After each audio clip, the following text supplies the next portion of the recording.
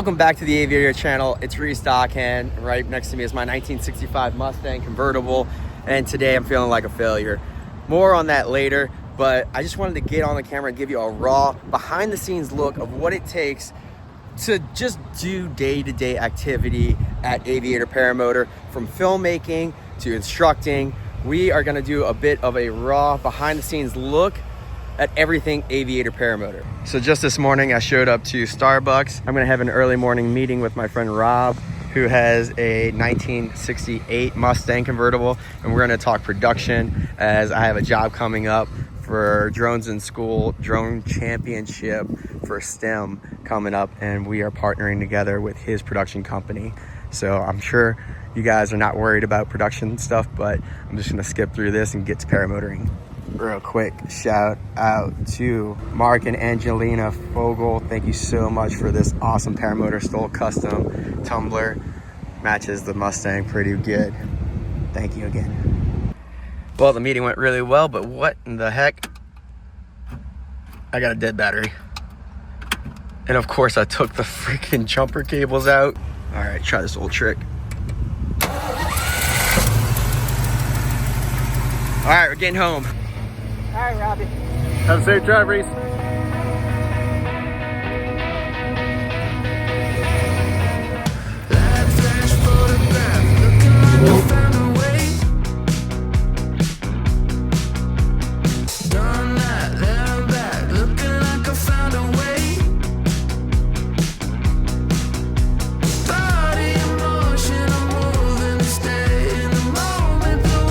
Got the girls loaded up. I had to do a quick stop at the house because Leah got a new job.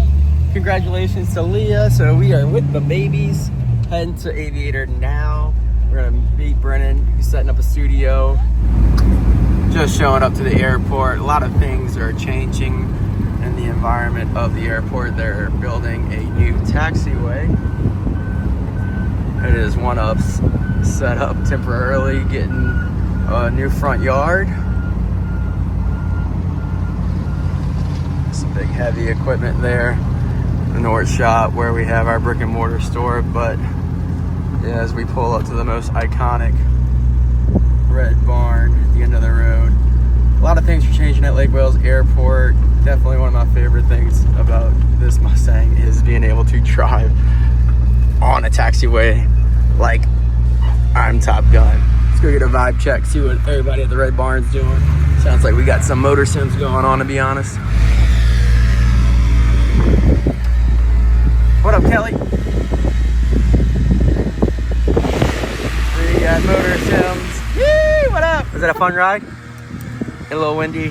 Sissy's knocked out. How's class going? Awesome, awesome. Yeah. I'm from Rhode Island. It's a great time. Loving it down here. I didn't even script this. Not scripted.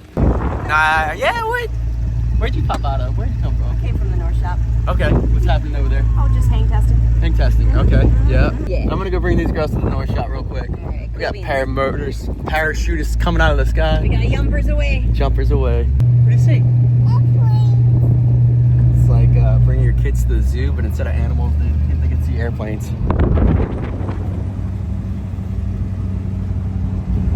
Yeah, so the environment of Lake Wales is growing. There's more and more hangars being developed, faster flying airplanes surrounding us. So if you come out and fly paramotors, make sure you're on your P's and Q's, because there's some fast movers coming to this area and we don't want to cause any incidents.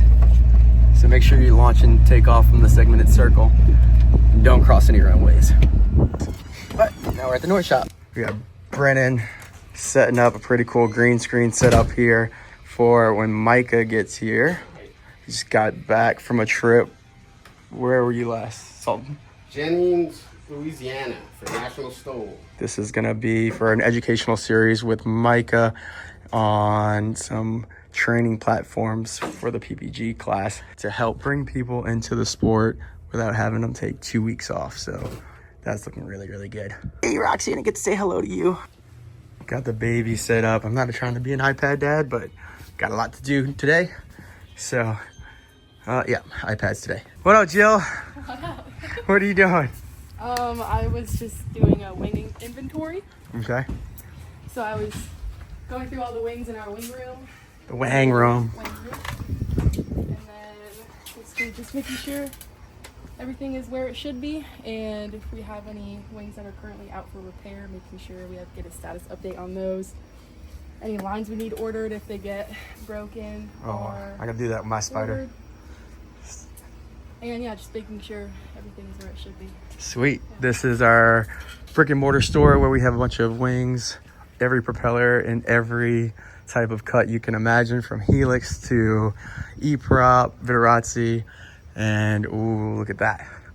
That is a look at one of our beefier trikes, looking monstrous, as well as you can see a bunch of different road runners and harnesses, kites, all around us. Great product if you're looking for stuff. A limitless build.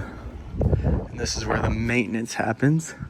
Looks like the 503 is taken off of one of the bigger trikes, getting worked on. This is previously where Matt would be sitting. Oh, but we have this beautiful smiling face. Congratulations. Thank you. On the upgrade. Thank you. Yeah. Appreciate you. We're looking forward to a new chapter. I'm excited. We've got a lot of things to look forward to, so definitely. Awesome. Yes. Kristen, good luck. She's going to be running this ship. Got Neil in his shop. What were you working on last? You helped out a neighbor. Built a little thing for his cub. Yeah. Made him a holster for his Radio. That's awesome. They want to make this block off plate for holster forever, so I got an opportunity to do it. So knock it out on milk quick. Sweet. Yeah, look. Loading my Allen keys here. I've been meaning to set this up. I don't know if you can really see the model here or not, but basically just making a block off plate for testing for leaks on Moster 185. So we've had like a couple other odds and ends that we've been using and kicking around, but trying to make something. What type of leak? Nicer, so. Air leak or fuel leak? Air leak, yeah. Okay. Yeah, air leak. I got a pump for pressure and vacuum test. Oh my I gosh. can check the seals, I can check your gaskets and all that stuff too. So pressure and vacuum. Funny enough, Yeah. that is what's wrong with my Suburban is I have a vacuum leak. Oh. And they just showed me a video of the intake manifold leaking like a sieve with all the smoke coming billowing out. Oh yeah. Time for new manifold gaskets. It's been fun driving the Mustang daily, but there's a time and place. I can Fresh out of lunch. What up? Woo! Mike's in the house now to unload all the gear.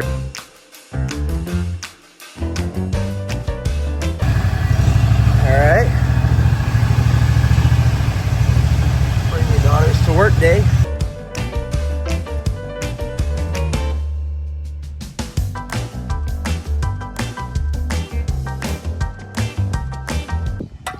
That ain't going nowhere.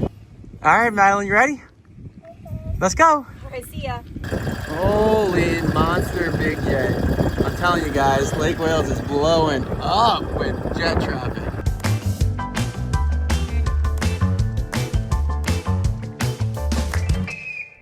All right, Brennan just putting on the final touches of the green screen, getting it nice and tight. It's a workout. Micah working out the intros for the episode, and we are about ready to record this beautiful studio. Looks gorgeous. Yeah, took a lot of the wrinkles out. Green screen work and production is kind of finicky, but it's nice. Ready? Yeah. Awesome. Good luck. Greetings, future aviator student. Welcome to Aviator Paramotor, and we are so excited to have you with us. What happened? We're supposed to hang out. You want me to hang out? I thought you were supposed to be watching the kids. What happened? All right. Now I gotta figure out why this data management didn't end up doing so well with bad apples. So we got a couple of hours probably digging through data, trying to figure out why we have missing clips. All right, I'm pulling my hair out, guys, because data management is probably one of the hardest parts of this job. It's one of the most important part when you get done filming. You put things where they belong. Now, hard drives fail. Unfortunately, we had a hard drive kind of start to fail, so we were able to move some of the files off, but some of them were corrupted. Luckily, a lot of the footage that I want from Bad Apples was filmed on my iPhone and is backed up on the cloud. I would say 60 to 80% of all the footage that we want to advertise for the Bad Apples coming up. So that's great. I'm gonna start doing the file transfer now. As you can see, it's downloading, going through a USB-C to an external hard drive. As soon as that gets downloaded from the cloud, we'll be able to put that into the computer and finish our Friday episode. Like I said, figure it out, and I just wanted to discuss a little bit of why I kind of started this video feeling like a failure. Oh my gosh, baby's not feeling good. All our friends are here at Aviator. It's great. It's an amazing place to fly. I've been doing this job as film creator for 5 years. Coming up June 2020 is when I started. I feel like a failure because we're hardly growing on our channel. We are, as a business, not doing the best. And Aviator is one of the larger paramotor schools. So it's upsetting to me that potentially we're not growing because our content's not doing as well. And, you know, whose fault is that? That rests on my shoulders. I know the industry as a whole right now with the market isn't doing as well. So it's not as accurate, you know, just putting it all on me per se. But it sucks that, you know, I feel like I should be doing better or doing something different, providing a bit more variety. But at the end of the day, you know, Matt, our CEO, just left. We might be losing Micah soon, which I'm really, really bummed about because as a parent with kids, it's great to have Micah and Ari so close and be able to hang out with them at the park with our kids together and letting them grow up around aviation, which I know Micah loves paramotoring dearly. He is the embodiment of the aviator. I hate to see him struggle, and of course we're trying to provide for our family's future. Sick kids over here, you know, no benefits. That's something to worry about, especially with our kids going to school soon. So amazing to see my wife just get an opportunity of employment with Epic Universal's new theme park to have benefits and stuff like that. And it's going to be a different dynamic with the kids being a little bit more prevalent in my day-to-day.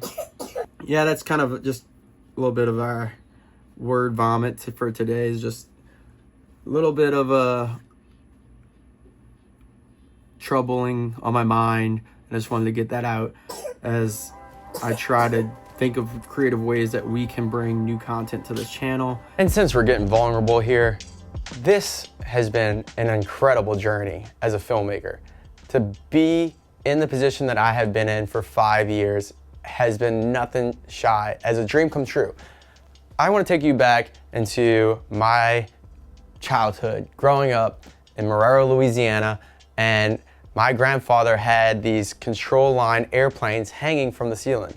He would eventually take me to my first RC flying airstrip and get to see the amazing culture and community around flying contraptions.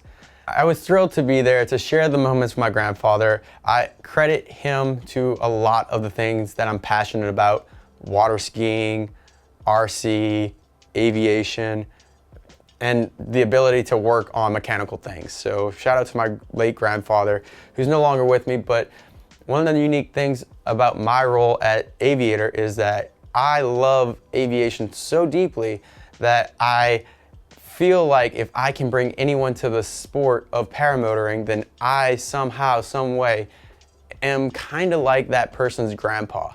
I'm able to give them the inspiration to live their dreams of learning how to fly.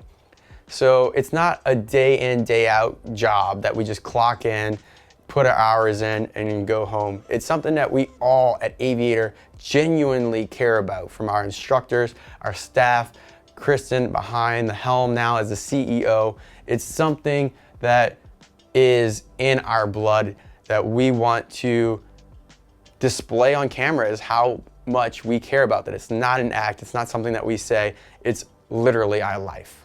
So we like to say that paramotoring is a life-changing experience, and it is thrown around quite often on the internet. It is in the comment section. This has been a life-changing experience. Guys, it can be an incredible life-changing experience to learn how to fly.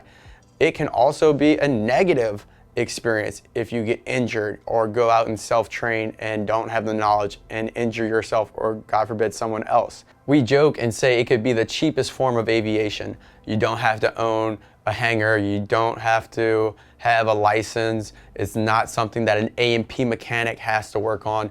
Paramotoring could be very inexpensive. Or you can go the exact opposite route where you buy all the equipment, you buy a trailer, a camper, or a toy hauler, you buy a van, you live down by the river and you fly daily. It consumes your life. The idea that paramotoring is life-changing is ever present in the sport. When I joined in 2020, I got to go on a crazy cool traveling paramotor expedition with Eric Farewell, Nell, and their kids, and literally get to see them parent their children in such a way that there was so much love and the community of paramotoring around them. I felt that, you know, as a recently married man, that I was ready to take that next step. So it was really cool to see that and see paramotoring change my life, where I and my wife took the next steps as being parents, and here we are raising our 2 young kids around paramotoring and aviation. Moral of the story, look, I'm trying to do my best. I'm gonna introduce some new characters and give the spotlight to a lot more of our instructors soon. I know I promised you some paramotoring stuff, so from the archives, unreleased footage of a really cool opportunity of one of my favorite brands in the drone space, Rotor Riot, who came out with their heavy lifter and flew around paramotors. So check that out now.